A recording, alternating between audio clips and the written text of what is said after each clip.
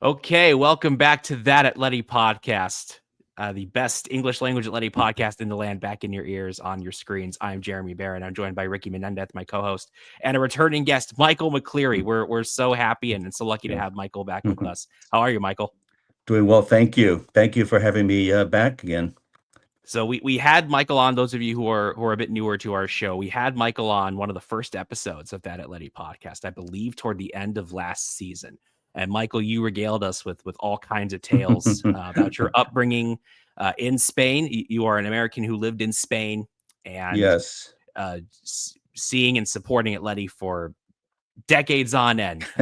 You went several years, decades in between seeing Atletico win titles. You were there when Atleti won the league in 1977, and you went 41 years without seeing them win another title in person. So we're going to hop in the Atleti time machine again today, and we're going to talk about the past as well as the future. Atleti are back in action, the men's team back in action against Osasuthna this weekend. But before we dive into all that, as well as a few listener questions, I want to remind you all to like and subscribe here on that Atleti Podcast. You're on YouTube. If you're watching on YouTube, at last check, we are at 371 subscribers on the channel, which is amazing. We started the show. What was your bet? 500 before the end of the year. Yeah, I'm going to make that bet. And our viewers, that's your bold prediction, right? Yeah, by the end of the year, we're going to get to 500, and our listeners and our viewers are going to make that happen. Has to go along with a wild promise. I mean, you dye your hair red, for example, Jeremy, or something like that. I'm holding you accountable to that promise. Okay. You have to think of something wild that you're going to do when we reach those 500. Let's do a virtual handshake on that. I'm going to give that some thought. Okay. Or a mohawk something that won't cut. get you fired. Something not very radical.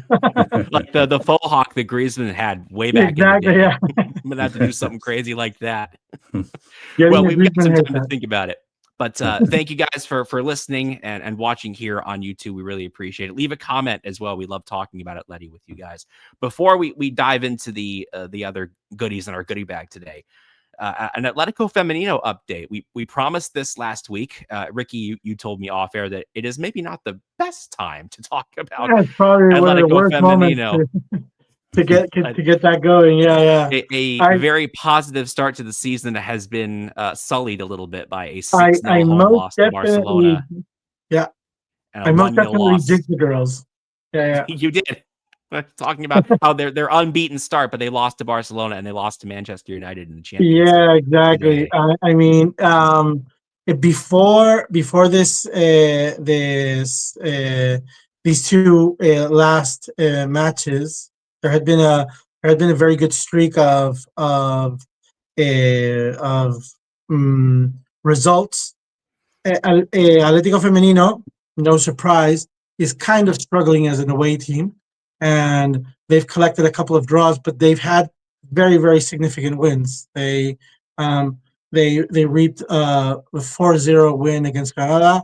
They in the first Champions League match of the league stage, they defeated the St. Pölten team 0-6. But these two last games have been a little bit of a downer in terms of the aspirations of the team had.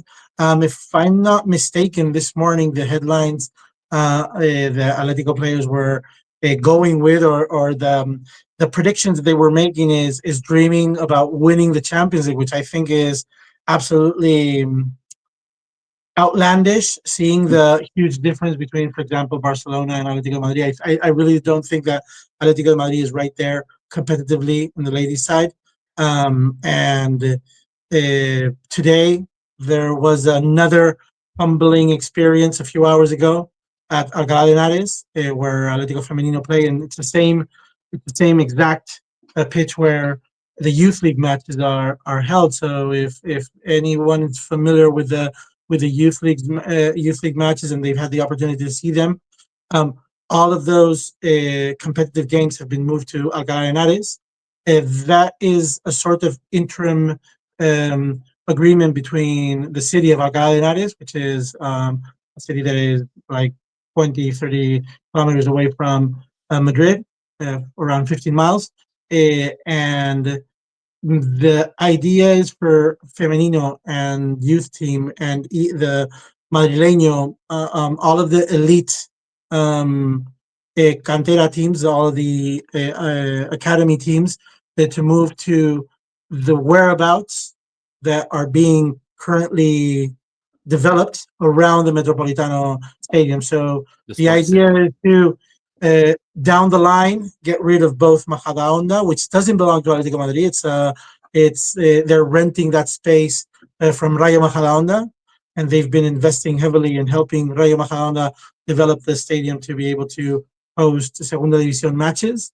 And in the same way, they've been investing money in Alcalá de Henares for Atlético Madrid. It's been a win-win situation because even though they were pouring money into facilities that down the line would not be theirs, they were securing these strategic alliances with both Rayo Majadahonda and the City Hall of Alcalá de Henares. But going back to the ladies' match, I'm kind of worried with the offensive production of the team and and how easily the team concedes against more demanding sides. I mean, in the case of Barcelona, it's just something out of the ordinary. Their offensive firepower, but even in a match like today's, it was. I don't know if you two had the opportunity to watch the match. I think it was a little bit discouraging to see how Atlético de Madrid was absolutely unable to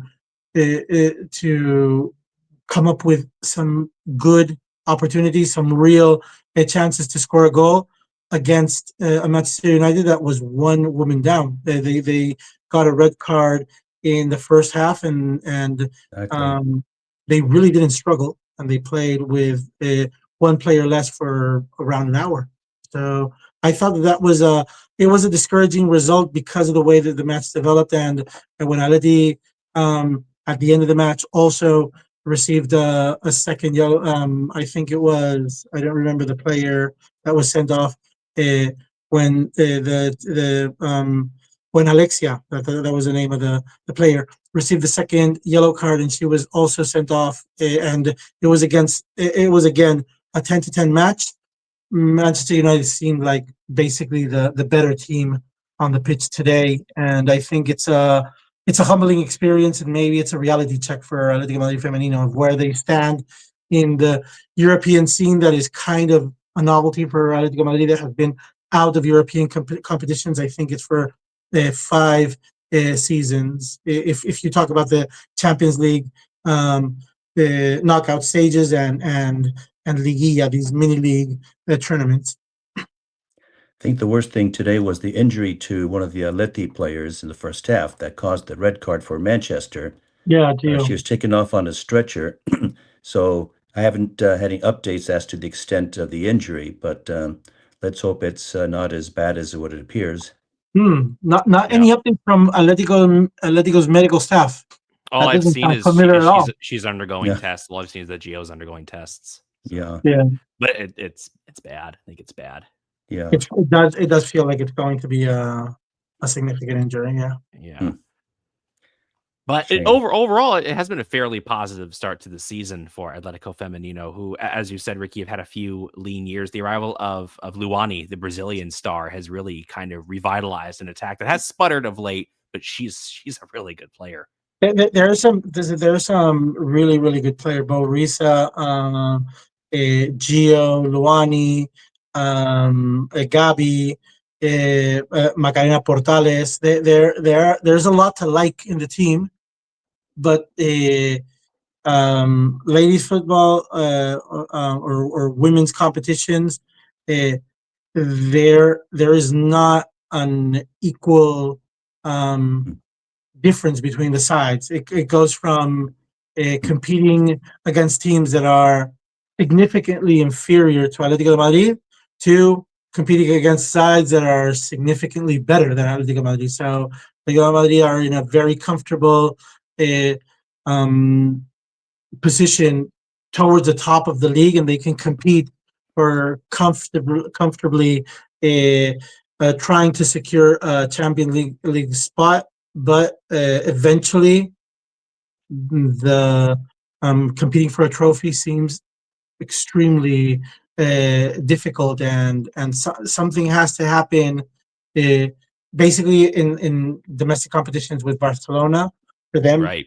not to walk away with all of the silverware that's available. We talked about on a previous episode just how dominant Barcelona's women's team is, how just kind of otherworldly they are. They're playing another sport, basically. Like, I think Atletico are already 7 points behind them in the league, so not great. But again, it's kind of comparing apples and oranges.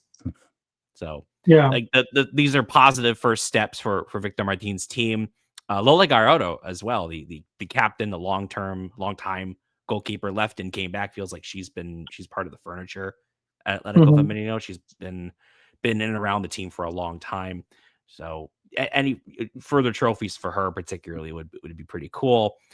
But yeah, that's kind of where Atlético Femenino are at right now. That's our update. Michael, anything to add on that before we switch gears to the now viral Marcos Llorente? Nope, you've both covered very well the Femenino topic. Well, back to the men's team now. Marcos Llorente went viral, as I mentioned, an Instagram post that caught the attention of just the wider footballing world in a way that Atletico players usually don't, and it has to do with, well, Marcos embracing unorthodox theories. This is a bit different, though, from the chemtrails or the sunscreen is bad. Is it? And well, there's some science behind this. There is, but what I'm really surprised is that the Spanish FA indulged in promoting Llorente, giving all these messages when the news should have been something completely different. Llorente is back in the Spanish national team. I really don't understand why the focus was let Llorente come out with his collection of interesting to extremely weird theories and put them all on display, and even come up with these videos under infrared light with the yellow glasses, with the red glasses, talking about coffee with butter at sunrise, and waiting for the sun outdoors, and all these strange things that he was and it's not that I'm not okay with him having whatever beliefs he does have, and some of them sound very interesting. I mean, but is that really the role that he should be promoting at this moment? I really think it's a PR mistake. This is what the national team thinks. You know, it's not that Llorente is back in the national team after I don't 3 years. I don't know if this is friendly fire. I mean, if someone within the Spanish national team really pulled the trigger on this, and because I mean, he hasn't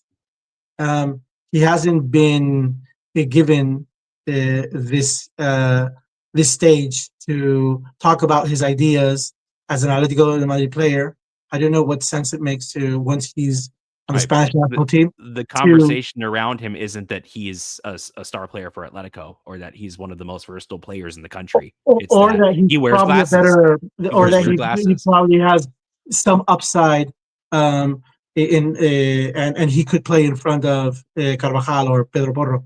Yes, that's not the conversation. He should be going to the World Cup with Spain next year. Absolutely. But that hasn't been the conversation. So it's been a bit of a practical joke, and he's made the rounds, and he's been on all the radio stations talking about all kinds of things that have nothing to do with his football performance. So at the beginning, it was kind of funny, but for me, it very quickly morphed into something that I found slightly annoying.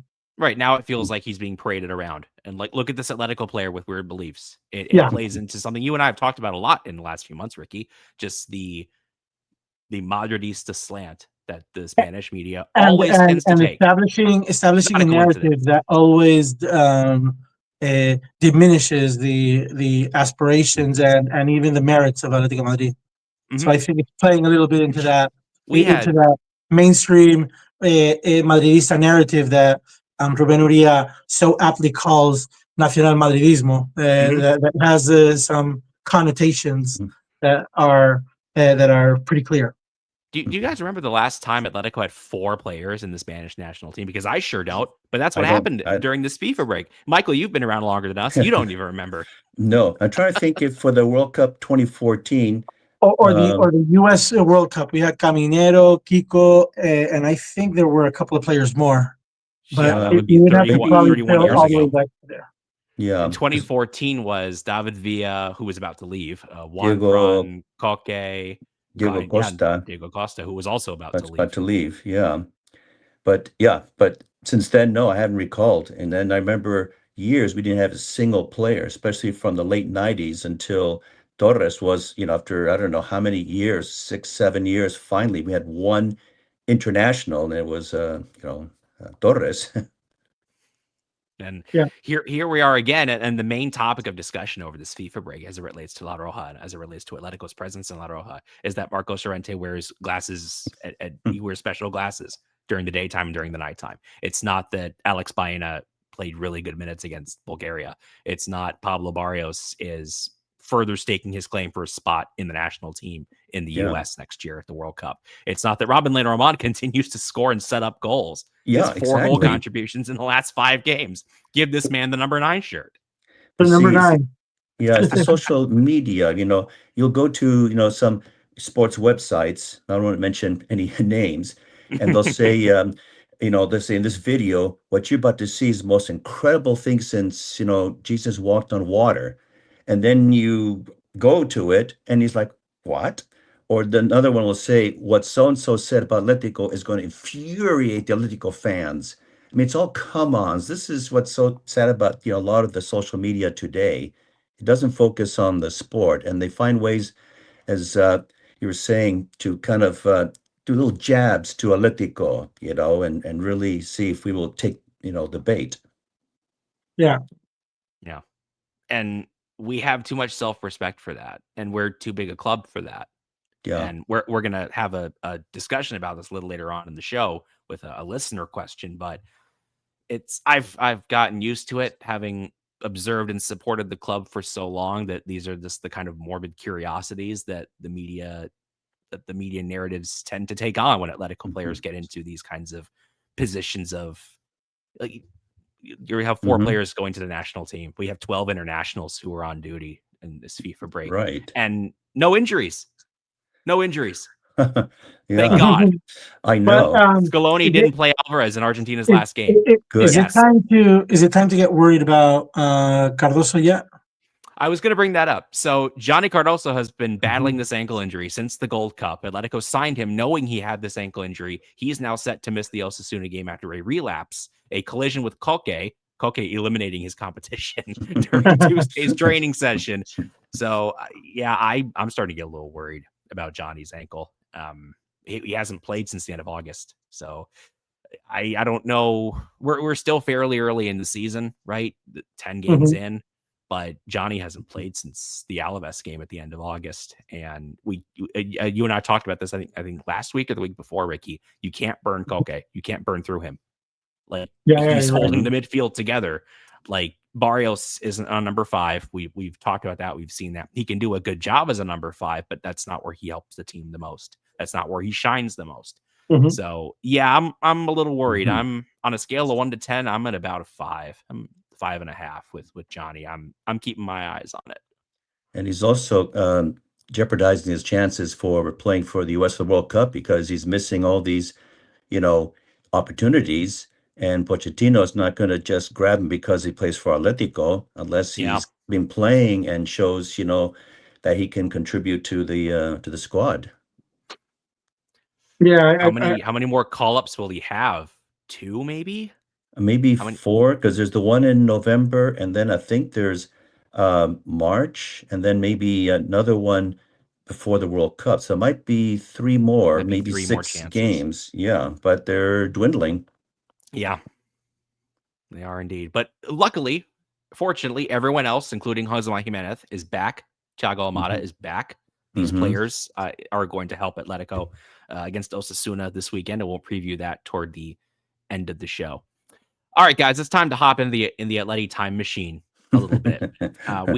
This first question comes from a listener, friends of mine on WhatsApp. I did an informal poll. Hey guys, we have Michael coming on the show. What do you guys want me to ask him? And the first question, Michael, you're an OG. We can consider you an Atleti OG who has understood and followed Atletico de Madrid for decades, growing up in Spain, living in the Pardon my US. ignorance. OG meaning OG not meaning own goal. It means original. Original gangster. original gangster. Okay.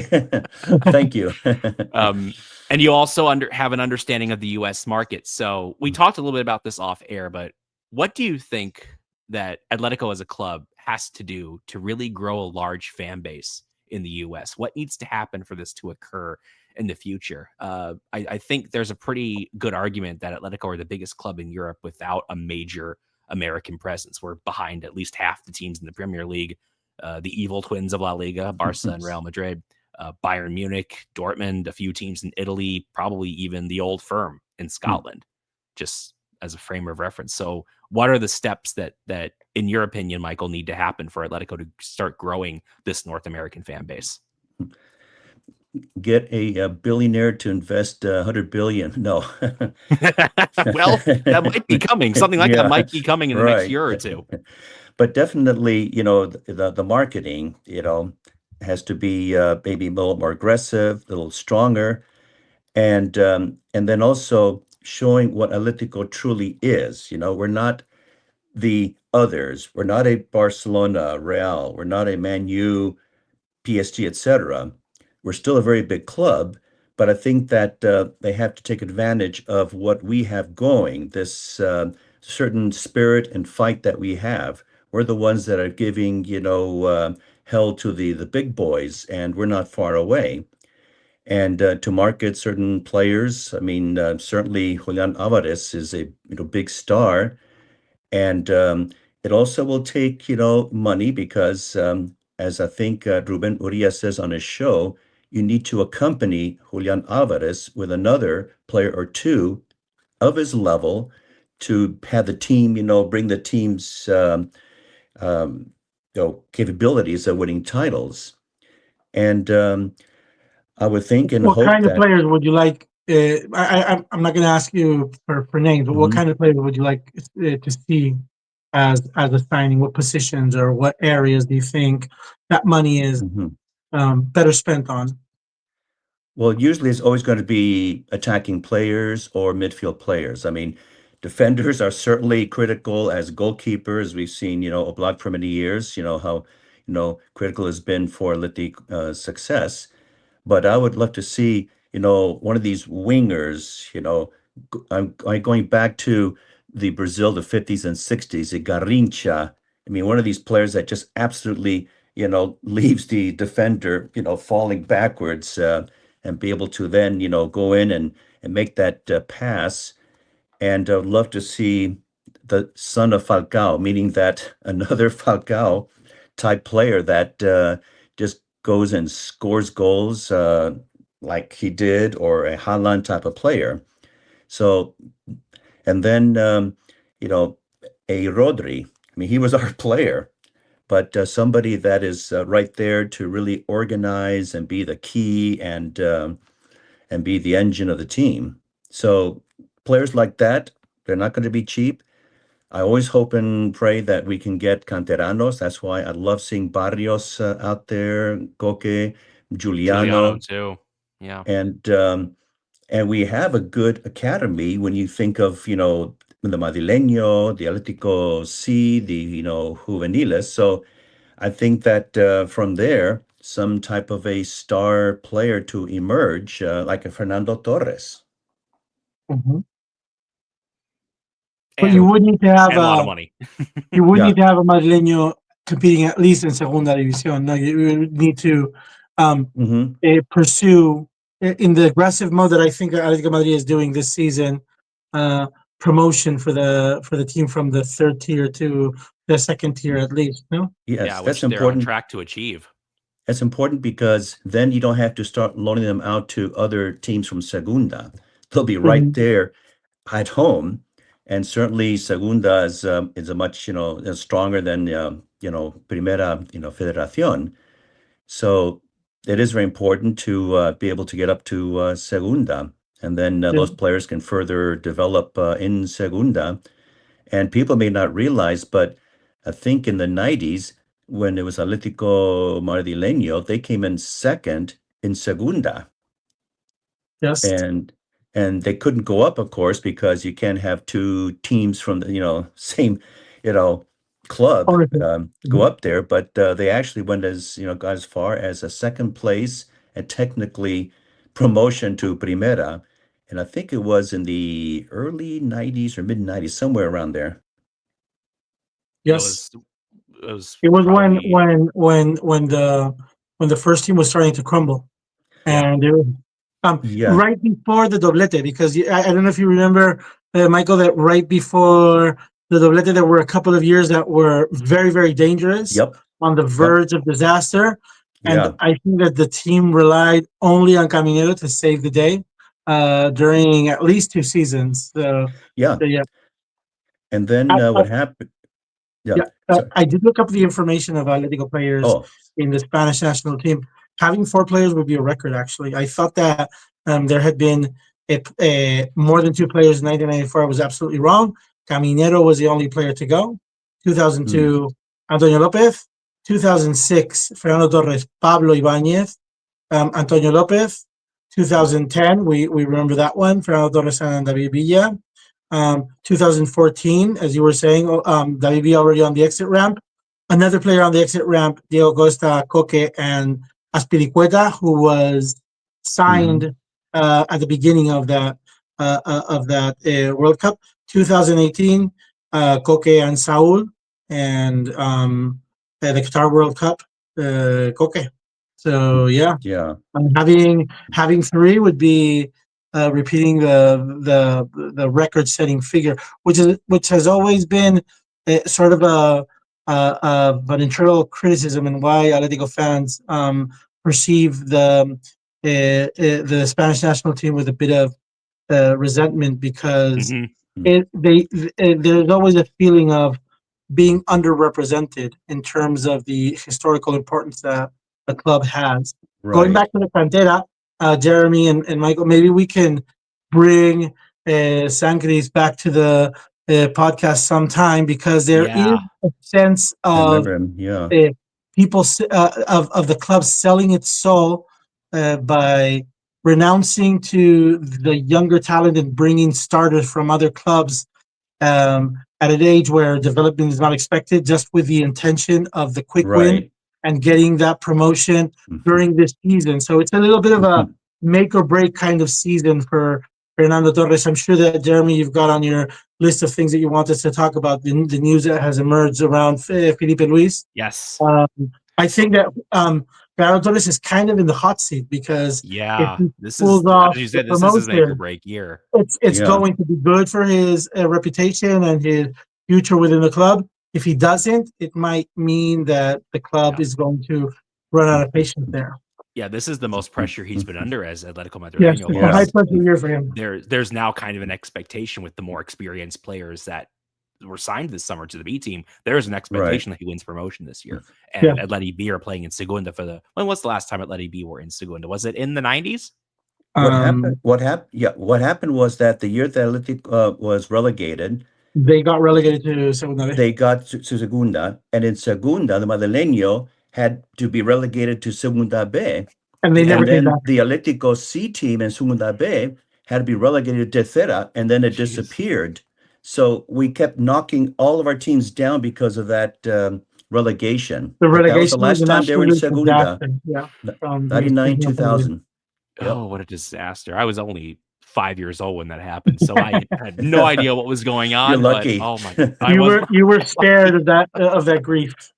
Yeah. Well, we are obviously those days are a quarter century behind us now, and especially since the return of El Cholo Simeone, this has been kind of a golden era for the club, which kind of segues into our second listener question as we hop a little further back into the time machine. This is for both of you guys, and I'm gonna chime in as well. What would be our Simeone era starting 11 of favorite players? in a Wow. 4-4-2. And so yeah, just from the last 14 years, our favorite players. This can include cult favorites, most talented players that we've seen, forming this best 11 of the Simeone era. Michael, you first. That's Well, put you on the spot. yes, But thank you you. first. Well, the first one is the easiest because the goalkeeper, there's absolutely no doubt, 100%. Oblak is the goalkeeper. With Courtois cleaning his boots. Yes, exactly. I would rather have Moya instead of Courtois. Yeah. But in terms of skill and talent, yes. But Yeah, exactly. And then you talk about now the next positions, or yeah, right back. yeah. Your right back, your center backs, and then your left back. Well, the outer backs again. I think it's not difficult. On the right hand side, Juan Fran, and on the left hand side, Felipe Luis and Godin. Then that fourth spot is a bit tough, but I think Miranda. Oh God, because I'm in exactly the same position right now. Yeah, I think we all kind of have to be in Jimenez or agreement Miranda, here. it's up there. Yeah, because Jimenez, I've listened to some of the other podcasts, unfortunately he's missed so many games. If I were, when I was working, if I had missed so many days of work, they would have said, Michael, you're a great worker, you're a great concierge, but we're sorry, you miss half of, so I had to let you go. So now the tougher part's going to start with the midfield and up, since if I'd had time before the program to start thinking, yeah. I'm sorry. It's okay. I'm going to jump to the forward position and put Falcao as one up there. And then the other, I guess, Julian Alvarez. So those two up there. Now we've got the four midfielders. Koke has been the mainstay for so many years. Definitely Koke. Now I've got three more positions that I've got to think about and see. God. So we've got.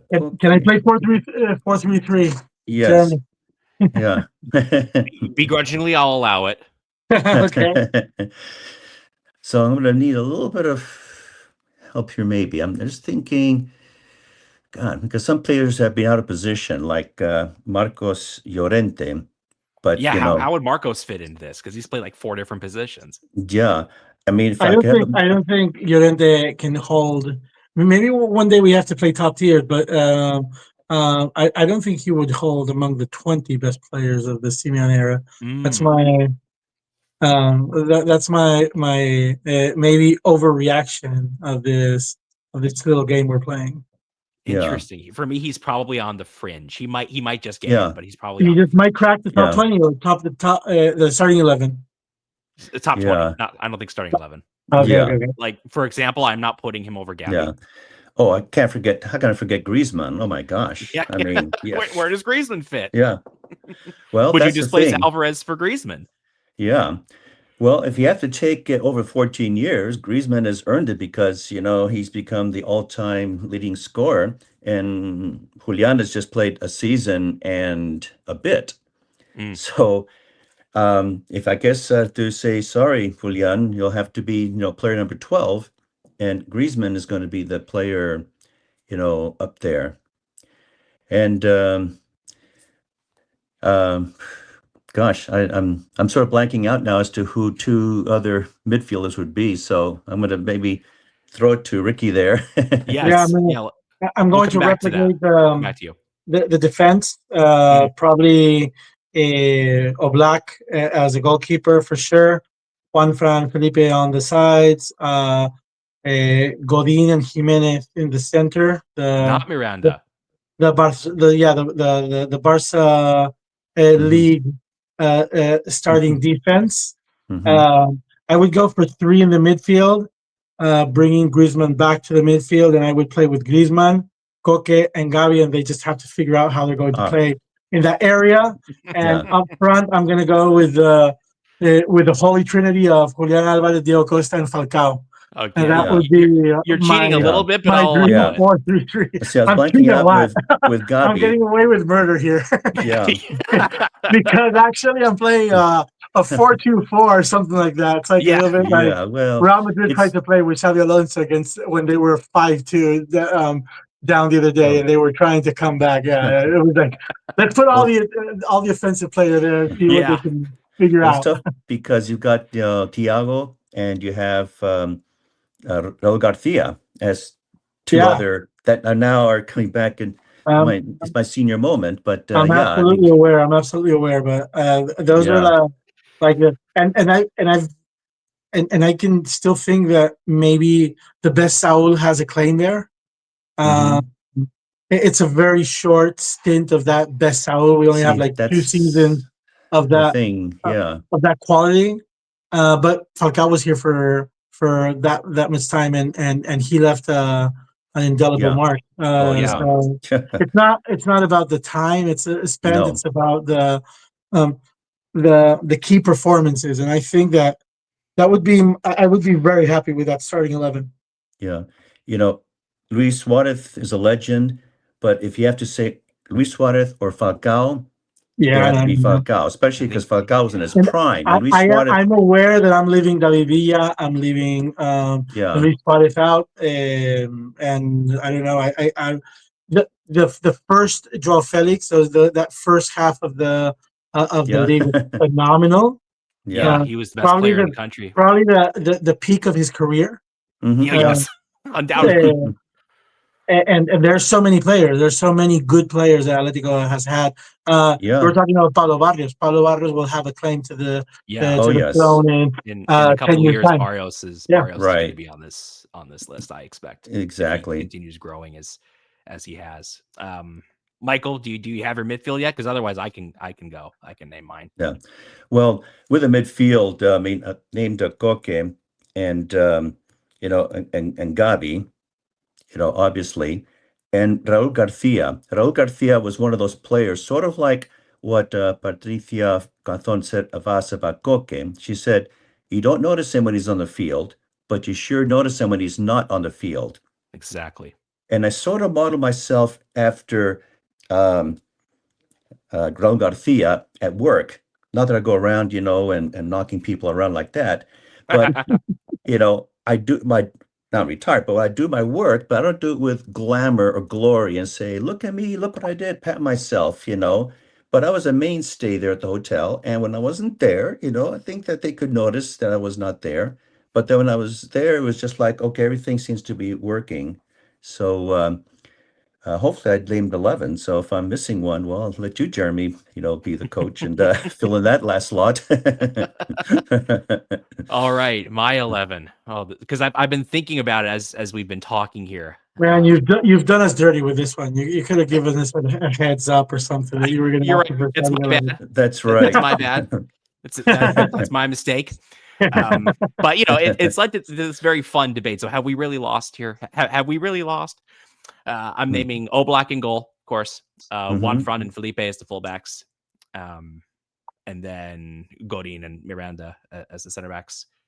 Koke and Gabi in midfield. I think I'm going to put Rulo in there. I'll put Raul Garcia in there just because it's that attitude. It's that intensity. Yeah, it's the leadership that he exhibited. How his career was very much at a crossroads when Simeone arrived, and he was revitalized and reborn into one of our captains and one of our best players. So Koke, Gabi, Rulo. I'm going to pick a bit of a wild card here, and I'm going to say Yannick Carrasco.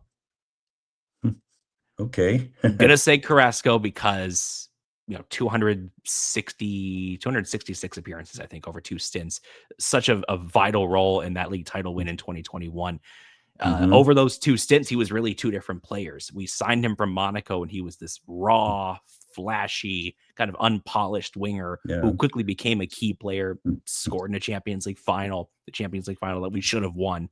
That could have been the most important goal of Atletico's history if Rizzi hadn't missed his penalty. That could have been the 2-1. Oh, well. Yep. And yeah, it's a great point. It would have been the most important goal in our history, wouldn't it? And and then he leaves. He goes to China. Just one of those very shady deals that Atletico have done over the years. Yeah. Back when Wanda was such a huge part of the club, and then he comes back. And Ruben Aria said this during that season. I remember him tweeting this after that Osasuthna game, the 2-1 in the penultimate match day that season. Yannick Carrasco left for China as a boy, and he returned as a man. He was willing to play left wing back. He was the reason, along with Suarez, that system worked. Yeah. So I think I have to include Carrasco here. And then Griezmann. And then who's that center forward going to be next to him? As much as I love Falcao, you're going to go Diego Costa. Probably going to go Costa. I think so. God. Falcao is the man who got me. You two guys are romanticizing the bad boys. Yeah, that's Atletico. We're the bad boys. Diego Costa over Falcao, and I don't know which one you can take, but over, I don't know, that would be, well, you chose Coque, so yeah, but yeah. Does Correa have a claim in the starting 11? On the bench, of course. Yeah, on the bench. He's number 12. He would be number 12. Player. That's right. Number 12 would be for him. Yep. Yeah, absolutely. What about Savic in that conversation between Jimenez and Miranda? Savic is a good one because Savic finished 297 games for Atletico Madrid. He played that many. Yeah. I think he played a lot of games, but Savic was. You know who played only one game more than Savic? Santi, and Santi is like an Atletico legend, part of the Doblete Atleti and a legendary captain. And and right below both of them is Solozábal. So he's like embedded between two legends. Right. A nice group of defensive center backs. No, so that would be mine. Yeah. It's a great debate to have. Are there any more? Your friends make very good questions. No, that's it. I had a couple of questions. Okay. To kind of wrap up the show. But I want to thank my friends for sending those in. Brian and Origin, you guys are the best. And anyone watching this on YouTube, leave a comment. Let us know your favorite Atletico players, your favorite Atletico lineups, full of not only just Simeone era players, but we can even go further back in the time machine, man. Michael, when we last had you on the show, you talked about celebrating the 1977 title at Neptuno, and I want to know what you remember about that 76-77 team, because Luis Aragonés is the manager, not a player anymore. This is a couple of years after the Intercontinental Cup win, the Champions League or the European Cup final replay loss. Talk to me about this Atletico side and what you remember about them. Well, that was my first year I had to go back to college. So I was miserable because I couldn't, go and see the Atleti except for Christmas break, which coincided with a 4-0 win over Real Madrid in the Calderon. Nice. But I discovered shortwave radio at Boston College, and so I was able to then listen in, through Exterior de España, and follow every week, every Sunday at 10:30 a.m., which is 4:30 in Spain. I had a calendario, headphones in the library, and the shortwave radio, and then I'd be following all the games. And when I came back for my Christmas break, I coincided for that 4-0 win. And I was subscribing to Ascolor, so I'd get them sent to me. So I was, following, pretty closely, and especially via radio. And then the penultimate game was in the Bernabeu. And by tying that game, they could clinch La Liga. So I was able to convince my professors at Boston College that there was a very important family event in Spain, and whether I could move my exams up so I could leave earlier.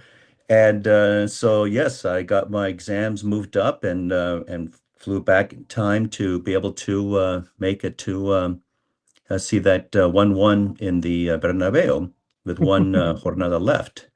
So that day, back then, they did not celebrate at Neptuno. That didn't start until the 1990s, so I never got the chance to celebrate until the Europa League win of 2018.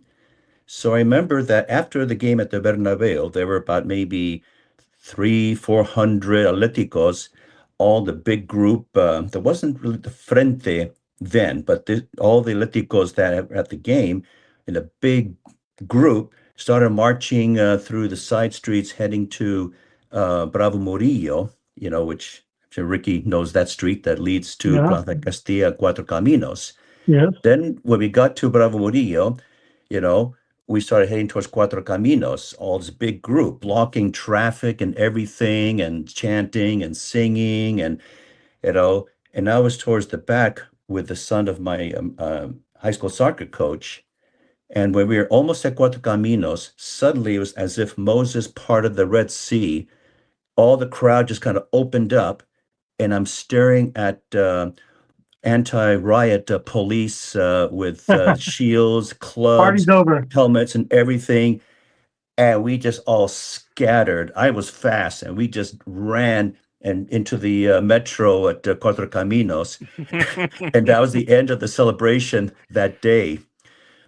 But a week later at the Calderon, we did celebrate, even though we lost to Valencia 2-3, but there was, the celebrations. But no Neptuno on those days. But that was my celebration. The crowd partying like the Red Sea and And run. that was 1977. 77, yep.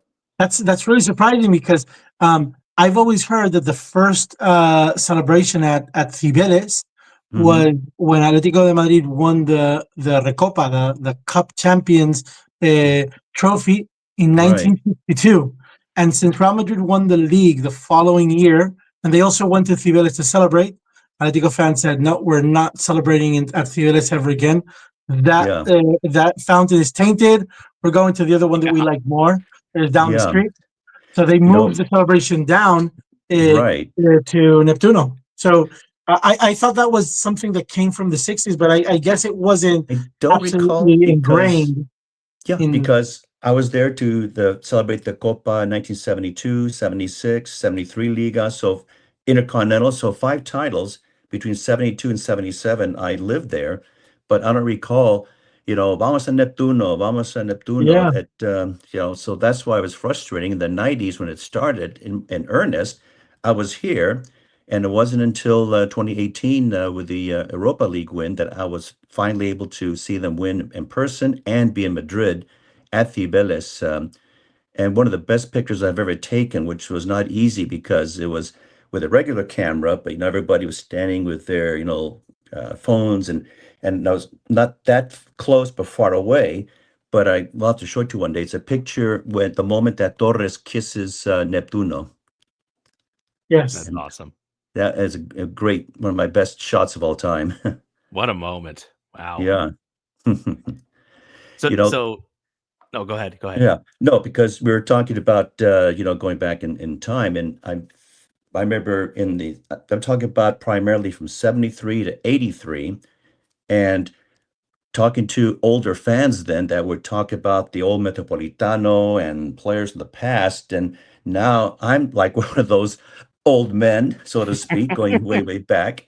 And I was giving it kind of thought, because the last time I was with you both in the program, I was talking about the Calderon. It was more about games and the Atleti, and a few things to talk about, which would be sort of like the fan experience, meaning that this could apply to any team in Primera. For example, like the crowds. There was always an ambiente, but the demographics back then were different, where the majority of the fans were men. You didn't see that many women at the games, and there was no marketing. Nobody wore jerseys. It was just, you had jerseys that they sold for youth teams. Scarves and sometimes those caps. Yeah, it was the cap and the scarf. In fact, I bought a few props here for the show. Oh, do show us. Yeah. Scarf. It was this knitted type with, school. This is from 1975. That's awesome. And was at the, Intercontinental Final. It's a long one too, as you can see. It really, Oh yeah. So it's a real scarf. I mean, it's a real scarf. And it helped me when I was in Boston College through the coldest winters in 200 years, the winter of 76, 77. You can endure Boston or even Hogwarts and enroll. I had that exactly. And talking about, replica shirts, of course, this one I wore on purpose because this is like the one from the 70s, but it's obviously a modern day shirt. But in the 70s, except for, kids' shirts, you didn't have replica shirts. But one day, around 1974, some store had the shirt with the collar like this. You can see there's a collar there. So that was already a scoop, but it had no escudo. Do you know, Ricky, Deportes Condor Yeah, store? they produced the balls for Atlético Madrid for Yeah. around 3 decades, if I'm not mistaken. Well, they had Because the teams had the to escudo. produce the balls for the game. Yeah. There wasn't an official league ball, so every Yeah, team had their way different own then. ball Yeah. maker. Yeah. It's still around on Conde de Peñalver. And so I went there and found a real escudo, the sewn type, because Oh, it's the ones beautiful. that they sold in stores were just a little, running cloth. It wasn't, really. And this cost me around 300 pesetas in 1974, which Ricky would say 300 pesetas in 1974 was a lot of money Yeah, it was to have this one. And then to add to it, we had a seamstress that could come to the house. And so it comes up backwards, the 3, I guess, on my image. Does it come out? it's sewn on. It's a sewn number. Well, Stone on número 3. I had her sew this white background first, and then the number, just like the professional players had. So this is the closest you could say to a real shirt. Yeah. And the reason for number 3 was because I played left fullback, and so that was the number assigned to that position. And Calleja just retired, so Capon was my hero. So this was, for that. The jersey behind me is a 1987 jersey with the original badge. When we talked about Puma, I think I brought this Yes. the Yeah, jersey. I was going to ask if that was the same one. Yeah, it's the fake signed Pumas. by Paulo Putre in the front. You can see it in the background. Yes, And, exactly. it's a very cool. It's my favorite jersey, but I can't wear it anymore because I can't wear that jewel. No. After getting it signed, it took me Lord so knows what long to happened get it to signed it. by Putre. I can't wear this because it shrinks over the years, or Yeah. but I preserve it. Hang That it up. happens to your clothes too. Your clothes shrink too. I don't know how that happens, man. Especially in summer, right? Yes. And at the games, what was interesting too was for food and beverage, basically in the Calderon, you just had the little bar area. That wasn't even a bar, but you could only get popcorn, patatas fritas, and then Fanta Limon, Naranja, Coke, or beer. And that was it. But what people did was they would bring especially night games, at halftime, they'd suddenly open up their bags and they'd open up with loaves of bread, cheese, tortilla, jamon, and big knives. Yeah, So they could would have cut everything. There was no these searching. tin containers that had Yeah. full tortillas, and it was like nowadays you can't even walk in with a Coke bottle because God, no. they You can't do that now. Yeah. I mean, I was in the Calderon in the 80s and in the late 80s and in the 90s, and we had a pizza parlor in the back in the Frente Atletico. We had Telepizza, Yes. serving pizzas at halftime. So yeah, we were already embracing the Americanism that is in the atmosphere. Yeah. That is now taken hold because there's a Taco Bell and a McDonald's at the Metropolitano. It's just so different now. They bring knives into the stadium. Because even though I moved in '83, but I would come back every year. So I've always, at least, once or twice a year, for years, been at the Calderon. And then people also brought the famous bota with wine. Oh, yes. Oh, yeah. So I would, be sitting and the person next to me would just, toma. And then I would just, give it a go. And pass it, that was part of the tradition of going even after they enforced the law in Spain that prohibited selling alcohol. They would allow. They would turn a blind eye to people carrying botas in because it's so part of Spanish tradition. It took Exactly. them a longer time to enforce prohibiting that nowadays. I don't know if you've read about the new law that they want to impose. It's just absolutely crazy.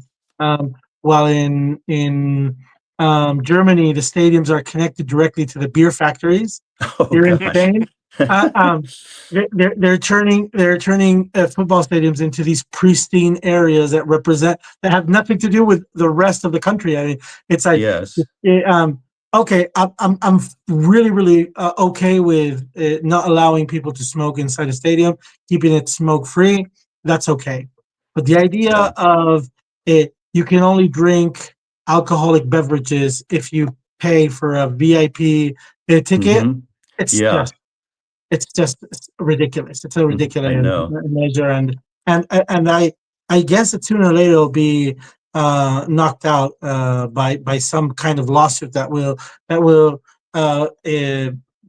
rule that it's absolutely unfair to make that distinction between people that can pay for a VIP ticket Yeah. and get absolutely drunk, Crazy.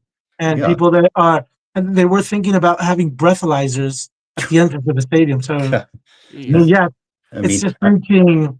But in the yeah. area of bizarre news, Jeremy, I really don't want us to leave the program without talking about at least two news items that are in the Llorente and his infrared lamps ballpark area. Yeah. The first one is about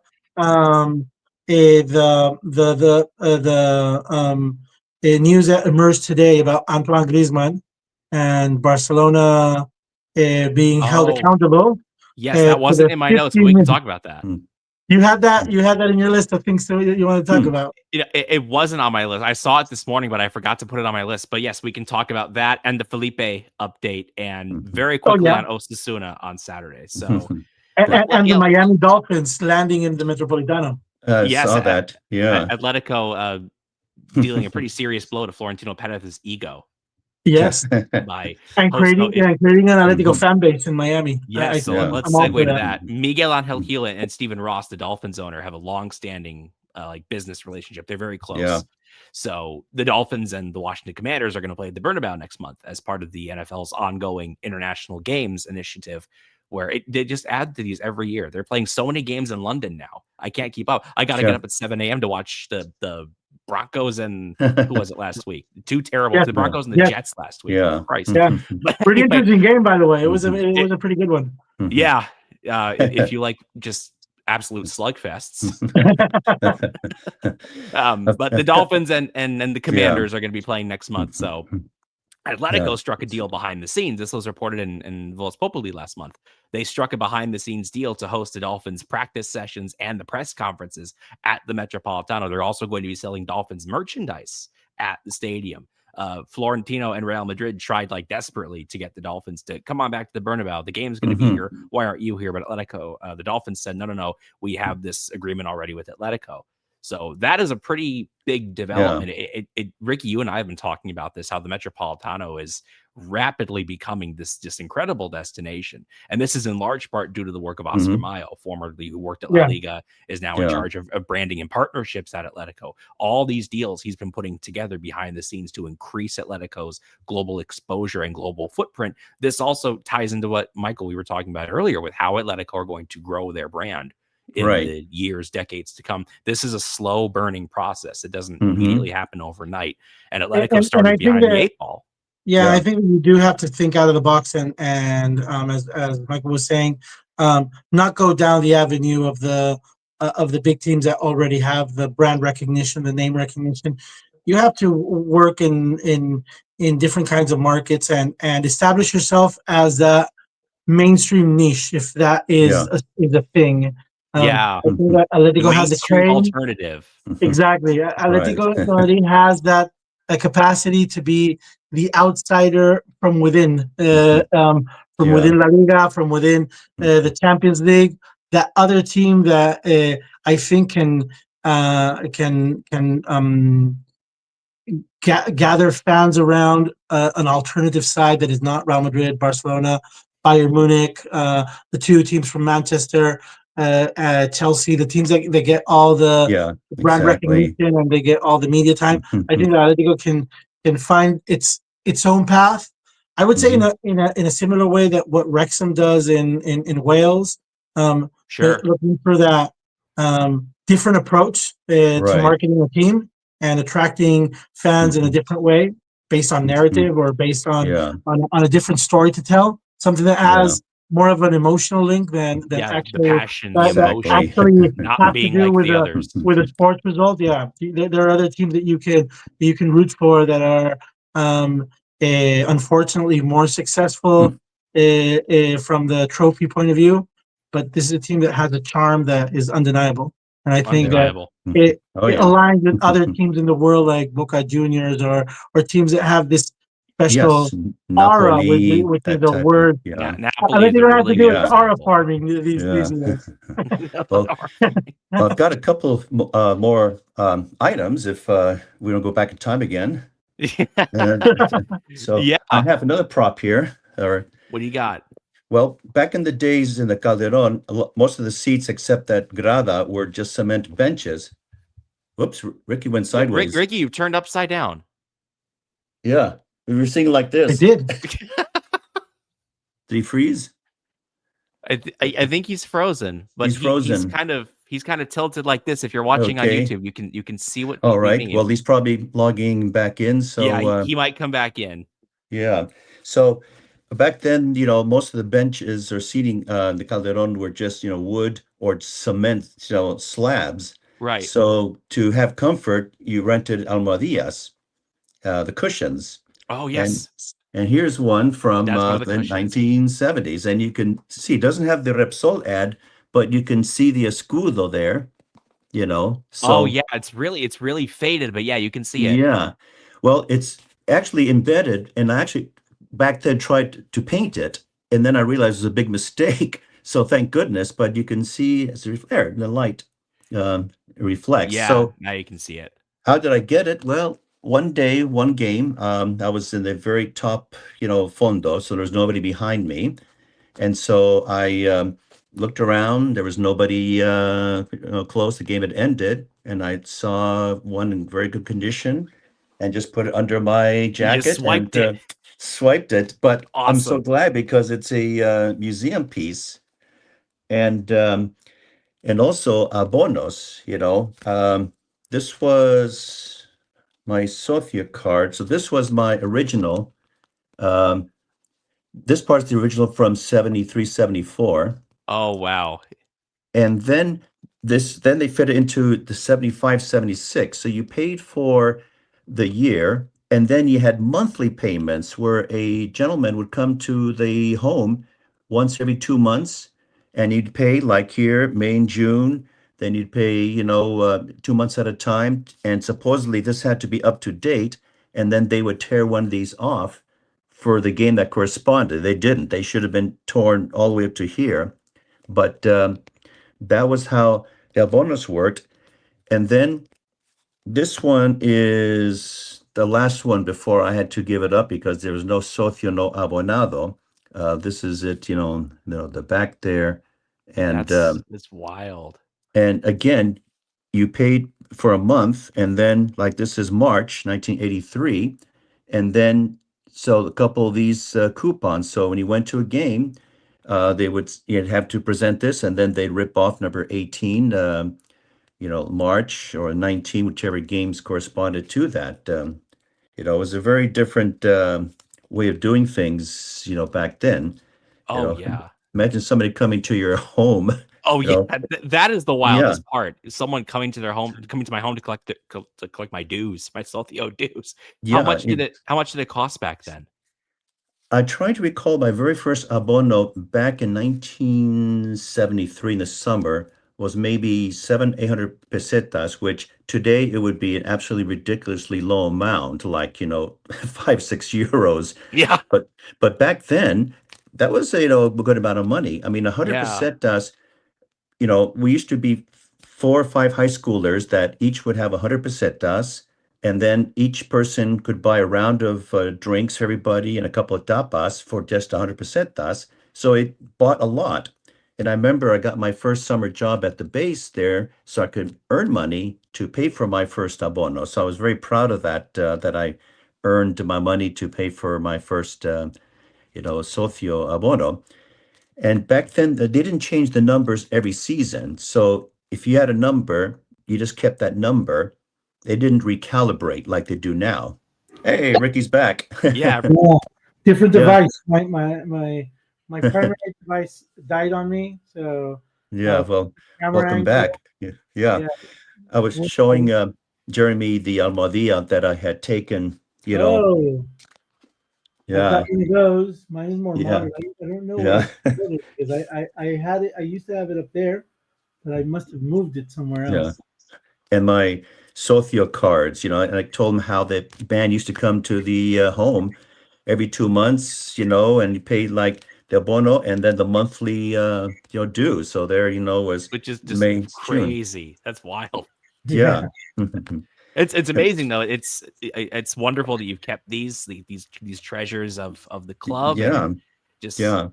chronically In this the support, Atleti how it's Museum, grown over the there's decades. a card like that one that belongs to Michel. Michel is Yes. like a Oh, legend yeah. of Real Madrid, but he Yeah. has an Atletico card because his Mm. family was linked to to Atletico Madrid. A little bit like Yes. what happened with Morata when he was playing for Real Madrid, or hmm what happened to other players like Raul Gonzalez or other legends. They've had these cards Yes. like the one Michael has. I, So those are some of the things from, the past. And then I'm curious, when I'm looking at the image, it's backwards for me. Are you seeing it backwards or okay. no? Nope, I'm seeing it. I'm seeing it as Normal? I guess as it should be Perfect. seen. Okay. And one last thing that's really, I was thinking about it, really strange back in the times, was something that, Ricky, you might be familiar with, el marcador dardo. What that was, and it was until the mid 70s, people, the games were played at the same time. Some people had transistor radios, but certainly not in the 50s and 60s, and so games were played at the same time. And I was hoping to find a Vite Calderon example, but I couldn't. But this one, which I'm not sure what stadium is from, it might even be in the No Camp, but the main score is here, and then you see all I these, think that's Sarria. yeah, That's and Sarria, then the old stadium okay, of Español, because they Espanol, had this very yeah, famous. What they would do is they would announce the rest of the games, and hmm someone would walk up with a number and place it in the And score change the score numbers. slot yes. and But change it here's the manually. thing, you just see, you know, uh, sponsors. So before the game outside, somebody will be calling out "La clave de hoy, la clave de hoy," the code of the day, and it was this. So, for example, you wanted to see, okay, Atletico, how they're doing. It's this game, Atletico Hércules, La Veranoia. So then, La Veranoia, you say, oh, it's 1-1, you know. So you had to follow. They You had like had a sponsor. you had to have, yeah, by the sponsor, you can see they have the teams listed, and then they had colored arrows to indicate first half, halftime, Oh, game over, penalty. I mean, and you had a couple of guys who were constantly, changing, and then people with a clave, like this may not be the exact game, but Phillips is Celta, Real Madrid. So then you look here, you see Phillips, 3-0, Real Madrid is losing. But when I think of that, how primitive, how backwards, compared, but that was Michael, that how makes they me did feel it. young. I don't remember that. So yeah, Yeah, it's the no, only moment in this podcast by where the I mid felt a little 70s, bit that younger. was gone. And then the Athletic had the scoreboard, electronic scoreboard, and they Did would you know have all that the the guy in the games. scoreboard had super high tech to find out about the scores in the other in the other stadiums? He had a transistor radio. Yeah, He was just that's, listening to the radio, hmm and yeah, whenever they announced a goal, he would just go and announce the yeah. goal on the scoreboard. So it was as low tech as could be. And I remember too when they would have the scores, especially when they had the new marcador, but you have all the games listed at the same time. And every time somebody would score against Real Madrid, suddenly the stadium would erupt like they scored a goal. I always remember that. Everybody, clapping, Bravo. You don't have that anymore because they don't play at the Misery of same my time. enemy is a victory in itself. Yeah, exactly. So, I hated that they've spread out the schedule yeah. and the games are played one after the other. Hmm. I don't know anybody that can sit through 8 hours of television and No, watch four full no, it's matches. impossible. Yeah, I I mean, just they do concentrate not on, have a social life, and no wonder if they do. yeah. I Uh, mean, that's kind of how my generation has started to consume not just football, Hmm. but just everything. Right. Yeah. You just get used to, because I started watching La Liga in 2012, and the fixture, I guess the idea, right, of games every few hours on the weekends, that had already taken hold. That's the only La Liga that I've known. I mean, the Yeah. Premier League still does this thing where they have multiple games on at once. Other, but like, Germany But does it too. France does don't you it. love the last match days when by law they have to all play at the same time? Yeah. Right. Yeah, Exciting. exactly. Yeah, And that people don't know that it is a law, is it not? Yeah. yeah, it is. It's to maintain it equal within this Right. sense of equality that the Liga has. The last two match days, Hmm. everybody that has a stake, either in promotion or European competition, qualifying for European competition, Yeah. or trophy securing, they have to play simultaneously with all the other rivals that are in the same situation. Yeah. When you So have when you have a midweek game schedule, one will be on Tuesday, some will be on Wednesday, some will be on Thursday. Then the following jornada, Friday, Saturday, Sunday, Monday. So I mean, you and the sometimes thing don't is, even know which game week it's is it. killing all of the markets. It's already killed basketball. It's killed handball in Spain for sure for forever. But it's Yeah. also killing Segunda. It's killing other divisions. It's killing the Sunday leagues because there is Hmm. no time left to schedule anything. People are just not going to show up. Yeah. Um, I want. I mean, if Numancia wants to have local fans, they have to have the opportunity of having a slot where they're not competing against Barcelona or Real Madrid or Atletico Madrid or Villarreal. Right. Yeah. Um, and instead of having fans in their stadium, they're watching another team on television. And I would be very, I mean, I would be very much in favor of reverting to the practices of the past because it just makes the game more exciting. And I think Yeah. it's a huge mistake that La Liga is decided to spread out the entire calendar and not have any kind of respect for other sports, other shows or spectacles that can be going on simultaneously.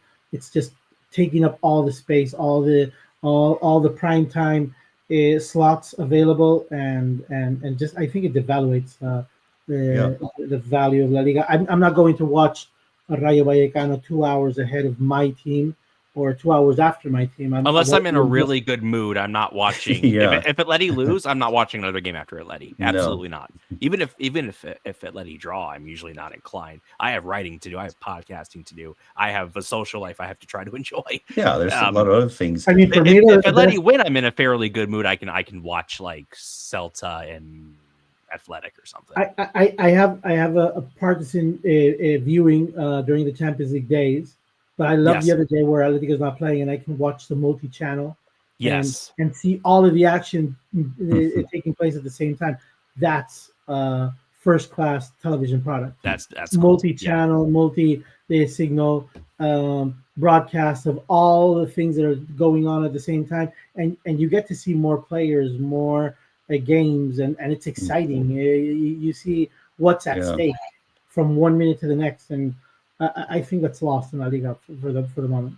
In the 1970s, games started Sundays 4:30 or 5 o'clock, and then they would televise one game Sunday night, but it was never the big teams. So I always remember seeing the games in daylight. It might be Celta Malaga or Castellón Salamanca. That was the televised game on Cool. Sundays. The, So it the wasn't. rest of the team, the rest of the channels wanted a chunk of the action, So they started to sell out one of the games to a Saturday, then to a Friday, then to a Thursday, sometimes to a Monday.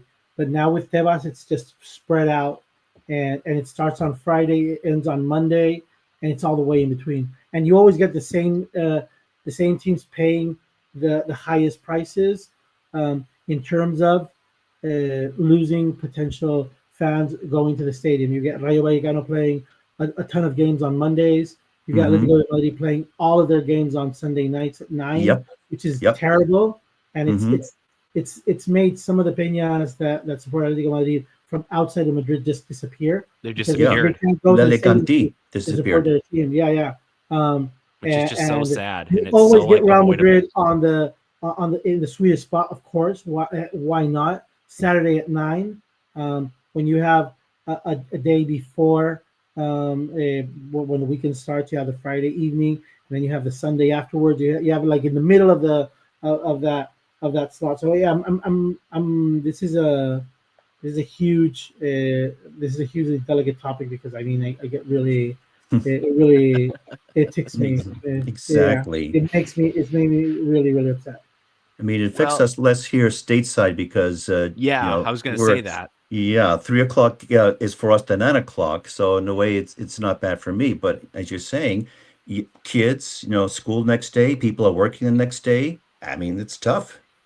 I'm simply not going to the stadium on a Sunday night at 9 when I have to wake up at 7 the following day. You can't. You get home at 1 o'clock in the morning. You're not getting home till like 1 or even like 2 in the morning. It's ridiculous. You're gonna sleep 3 hours before going to work. It's crazy. All right, guys, this has been amazing, but we are way over time. we had a couple of other. It's been so fun to have you back on the show, Michael. Thank you so much. Thank you so much for having me back. Going on those trips down memory lane with you have been just a blast. We had a couple of news items we were going to hit. We're going to see if we can do that this weekend, coinciding with post Osasuthna coverage. That's the Saturday. Of course, that's the Saturday night kickoff at the Metropolitano. Yes. But in the meantime, thank you all so much for listening to this edition of That Atleti Podcast. Make sure to like and subscribe. Leave a comment if you're watching here on YouTube. That really helps us out. In addition, you can listen to the audio form of this podcast on Spotify, Apple Podcasts, really wherever you prefer to listen. You can find us on Instagram and TikTok at That Atleti Podcast, IntoTheCalderon.com, Facebook and Twitter at Into the Calderon, at JB Beren on Twitter. Ricky is at Ricky AM. Until next time, adios. See you.